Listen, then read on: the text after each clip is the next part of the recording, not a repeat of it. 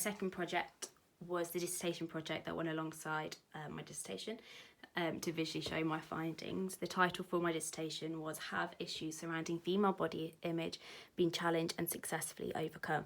As the dissertation is focused on female body image and the negative connotations surrounding the issue, my initial idea for this project was to visually demonstrate the shift and social change in attitudes, primarily focusing on older generations to determine how much change has been made.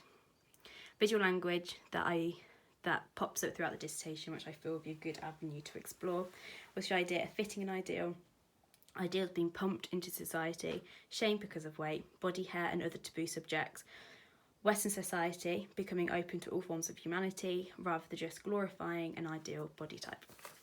So I went along and analysed my dissertation to determine which parts of it would be worth and best to analyse and develop for this project.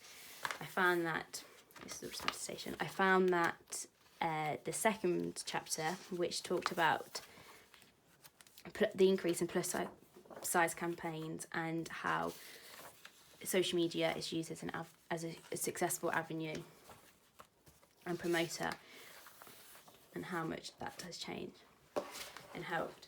So I went along and looked at numerous significant figureheads, one being Ashley Graham. Graham is a hugely successful plus size model and body confidence activist, promoting a healthy lifestyle and normalising a fuller figure.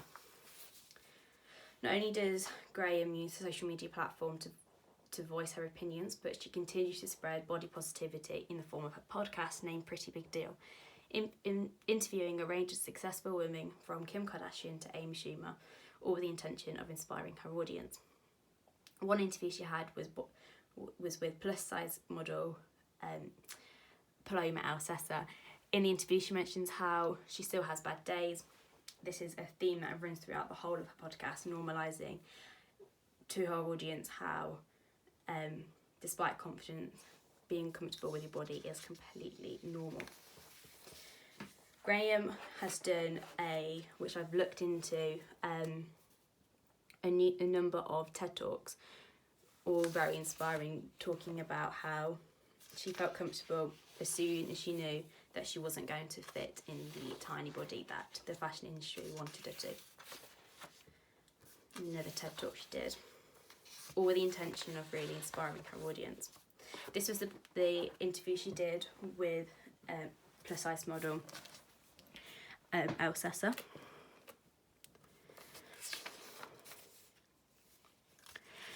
In the interview, they both mention how they talk about their differences and their similarities in the fashion industry and the model industry, mentioning how it's so easy to still to this day being put in a category of plus size or regular model. Alcessa really inspired the majority of this project, like Graham, with this campaign. She did a campaign with Glossier, a leading health brand, makeup and body care, skincare. During the interview, they talk about it, how it was the first nude shoot she'd done, saying how she was paralysed by the fear of being judged, how she suddenly realised that she was completely exposed and how she didn't feel it was okay, yet how inspiring it was going to be. How it was brave. She mentions how bravery is a big thing that's mentioned as she posted it on her Instagram. This is then the campaign explained. Alcessa has done an interview with ID magazine interviewing rapper Shika. The pair talk about being plus size in their industry. Again, bravery is really mentioned. This is one thing that has really influenced the development and the final outcome of my project, saying how it isn't brave to exist in your body, how being successful and plus size isn't brave. Why should you be commended just for existing in your own body? That's the same interview. Back to Graham. She has posted two things which have been heavily inspired by Jenny Savile, an artist which I find, which I have previously in the past looked into, and yet until I saw this post of Graham, really thought about how significant Savile's work is. She said how she's forever inspired by the real raw paintings of Jenny Savile. These ideas and attitudes mirror the attitudes and views displayed throughout Graham's work and social platform. By Graham posting such an image highlighting the amount of social change regarding female body image, normalising any taboo issues towards women as it reaches out to a further audience that Savile's work ordinarily would be exposed to. In addition, the response Graham had to this particular post was primarily positive, reaching as many as 140,000 likes. Here this is Graham again, showing also, firstly her Instagram and the range of posts she puts out weekly, and also just a few of the hugely significant front covers she's done. This in itself definitely shows a shift. Another hugely significant figurehead for plus size women and models is Tess Holliday. Tess is she's a hugely successful body confidence activist and social media influencer with a vast following of 2 million, voicing her attitudes that loving your body in whatever state it is vital. However, unlike Graham, Holliday's received a whole lot of negativity and hate online. Physically, Holliday's a lot bigger than Graham, and this results in a whole lot more shame. But again, this page shows a significant amount of front covers. Both Graham and Holliday have posted the top two images, which have been inspired by Jenny Savile, exposing their roles and normalising it. This is also mirrored with the Glossy campaign as well, which when Graham interviewed in her podcast, Elsessa, she mentioned how actually, as well as Savile's work, this image also and campaign also really influenced her. From this, I've then looked into numerous different artists and photographers, one being, I can't actually pronounce her name, but this is an Asian artist who is really significant in, like Savile, overexpose and normalises a fuller figure of a woman. In the top images especially, she uses abstract, almost macro shots to show a sense of beauty towards them. Then I looked further into Jenny Savile, and it was interesting actually because I felt as if Savile's work really highlights, especially this one, the idea of meat. This isn't this and objectifying women like meat and like skin and fat and rolls all going in together. I developed this in some of my design ideas. I then looked into how social media and how attitudes affect young women and girls. Eva O'Leary is a photographer who interviewed a number of teenage girls in front of a mirror and asked them to look themselves and describe themselves. And I think it's such a raw example of how off-cut they're not posing, they're just truly finding what they think about themselves. And I think it's a really interesting thought to carry on through. Leading on to this, Teen Vogue did a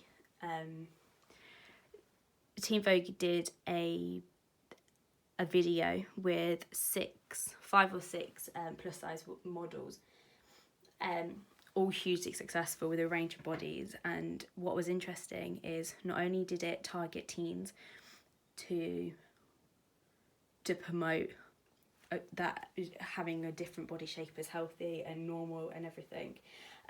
Some of the comments made throughout the interview was really really interesting and inspired my work. One being, when will it be normal that every body shape is just normal? When will it be normal that you don't have to say you're a plus size model if you're above a size 8? This is just thumbnails from that interview. One of my chapters in my dissertation was looking at taboo branding, and not how by increasing amounts of brands using taboo branding and normalising to once thought of as taboo issues is a significant change and development in attitudes. I first came across taboo branding at the DND New Blood Festival last year, where the Gut Stuff where the Gut Stuff came and spoke about that campaign, and also Body Form with their Viva La Vulva and their Blood Real campaigns. One taboo subject which I think is really fascinating is the Billy shaving brand. This is 2018, and it was the first ever campaign to use real female body hair. The fact that it was 2018 to be the first campaign to ever use female body hair is actually quite significant, and kind of shows the lack of development made up until this point. However, as my project develops, I realised that maybe this branding, although it's taboo and significant to the development of my project, but for the final outcome, didn't end up including. I looked then into different celebrities and campaigns who have exposed body hair throughout the years, how body hair and hair removal has been seen in the past and also previous shaving campaigns. Viva La Vulva and Body Form's Viva La Vulva was another one that I found at the New Blood campaign festival. This campaign is a really significant to the development of my project as well. It uses humour and depicts vulvas in a multitude of ways, normalising them and really hitting home that they are completely normal.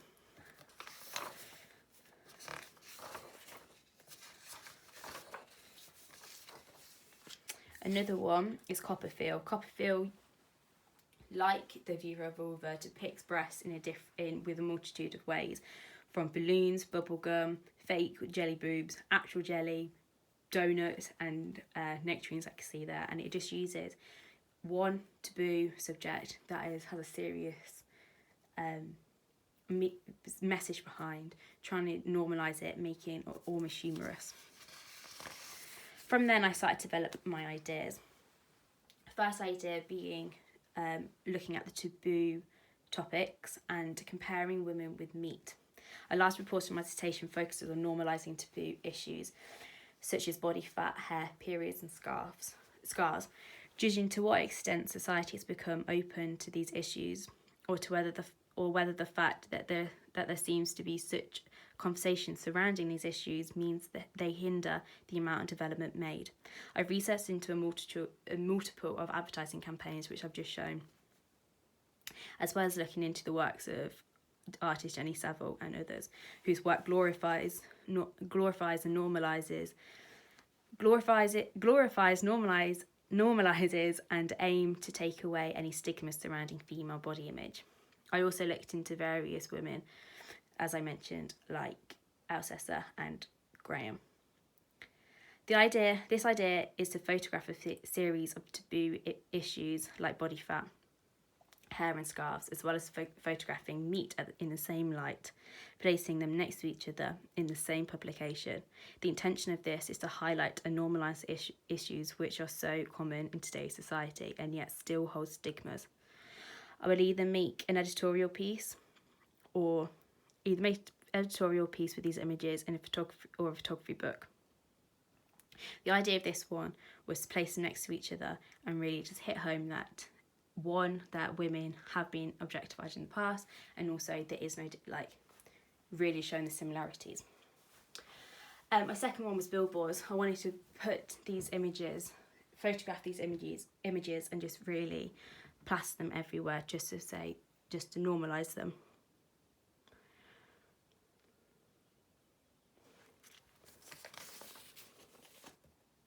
Candid answers, that was another one.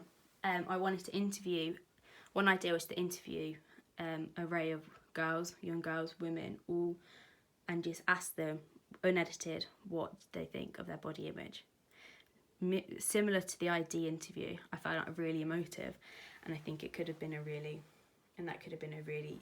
interesting path to go down.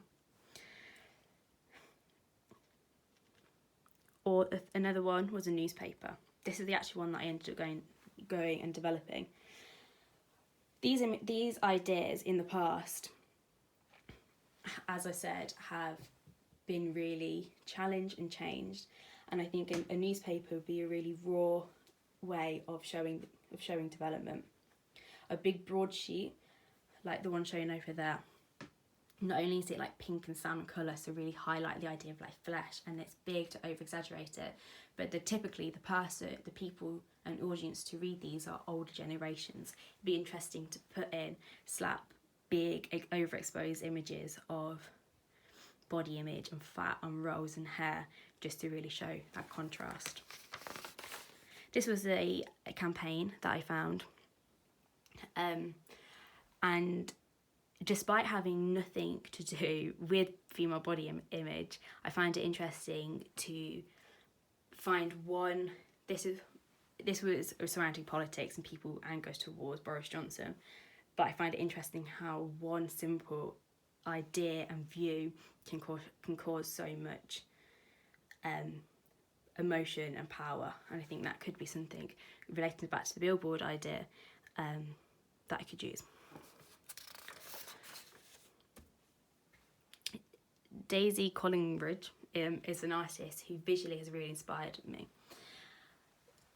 Rather than using meat, I found it could be really fascinating. Found it really fascinating to have a look at using different materials to mimic and mirror body fat. She's used tights and stuffed them, and it really looks like skin and rolls and just raw, and the pink over exaggerated colours just kind of give a sense of disgust.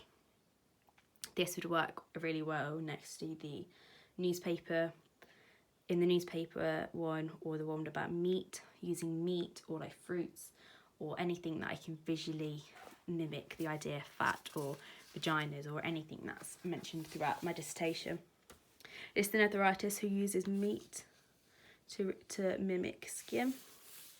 I decided to go down the newspaper route, and I will put this in my significant key pages because it really goes into depth about what it is that I wanted to talk about. But I wanted to, like I mentioned before, have a newspaper and just fill it completely with different taboo topics or subjects surrounding female body image, depicting them with so not only the real thing, but also foods that I can make look like donuts, or eggs that can make look like boobs, or fruit to make it look like vaginas, or balloons to make it look like body fat or meat, and just place them all next together and kind of just have a real shocking read compared to a normal newspaper.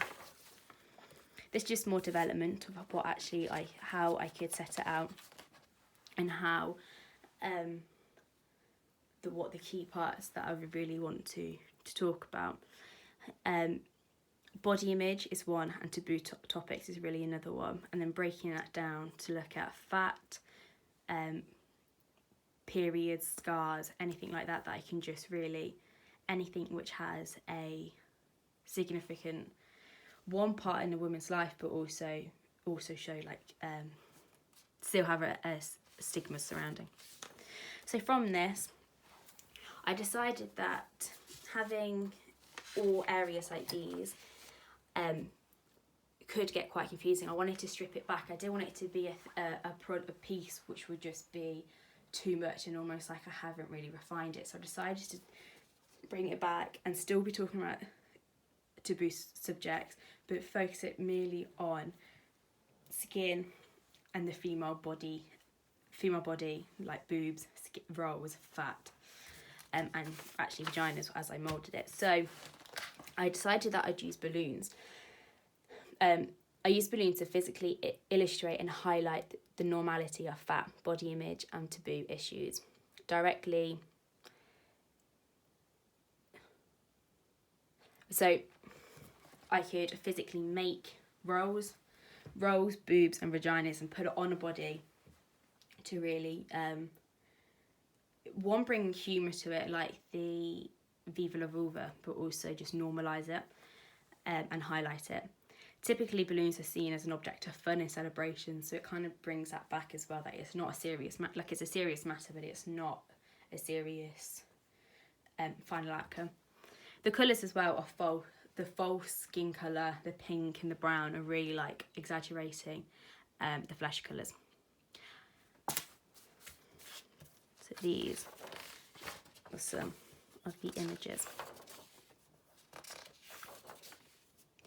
I found these fascinating as well because as I put them on a body, so I could firstly like really mould them into vaginas and rolls and get really macro abstract images.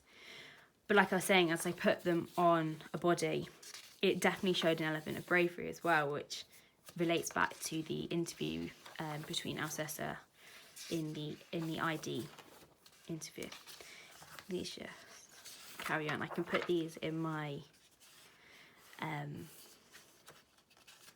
final folder, sorry. So I can see these are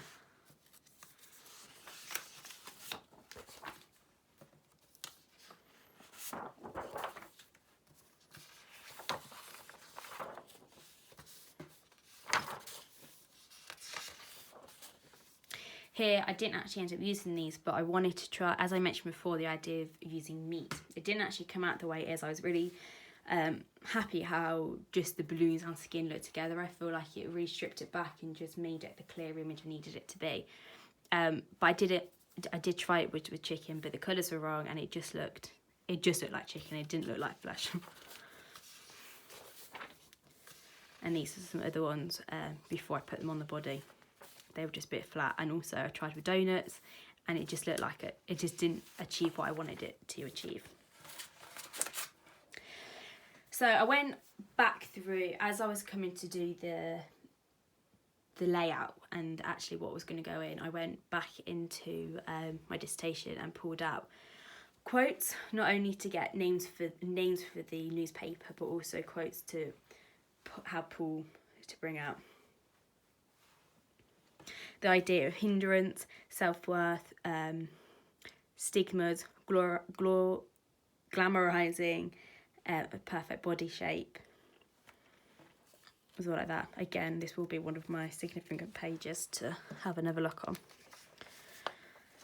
So I came up with the idea of calling it the TABOOB. I had a number of names battling around. One being the tab, meaning like newspaper, and taboo, obviously was obviously a factor that plays a massive part within this whole thing. So I started to play around with thinking the real mirror, role models, body image, or simply just skin. But I came up with the TABOOB, a mix between taboo and boob, and also she plays with the idea of tab as well. From then I decided that so at the top are some examples playing with the idea of over exaggerating the balloons. I wanted to have the balloons play a big part throughout, including the type. So I wanted a typeface that was curvy, fat and bold. So this ended up being the chosen type.